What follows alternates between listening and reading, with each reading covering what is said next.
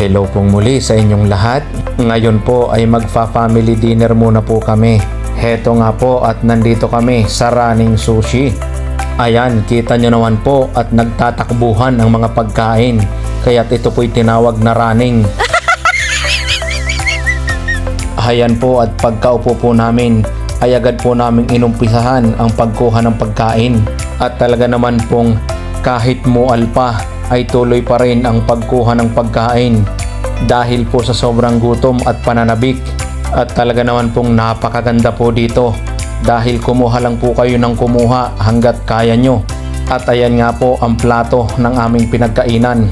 At basta po mabakante ang aming bunganga ay ayan, buksan nyo lamang ang bintana at makakakuha na kayo ng pagkain.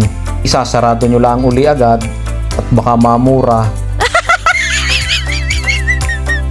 Ayan po, at kung inyo pong mapapansin ay talagang nagsunod-sunod na po ang aming pagkuha. At kahit po pati si Roy Ben ay nakikuha na rin. Sa umpisa pa lamang po ay akin ang sinabihan agad ang mga are na kumuha lang ng kumuha at dadamihan ng pagkain. At nang hindi lugi sa ibabayad ay pagkakamahal din naman eh. Kaya't hayan po, nagpapababa lang yung dalawang iyan ng kinain at mamaya ay lalantak uli. At kami po naman ni Roy Ben ay ayan, tuloy ang pagbukas ng bintana.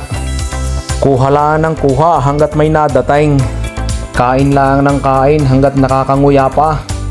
Areho at medyo magandahin na rin aking nakuha. Ayan ho ay tahong. Ay pagkalalaki din naman nga ng tahong din eh.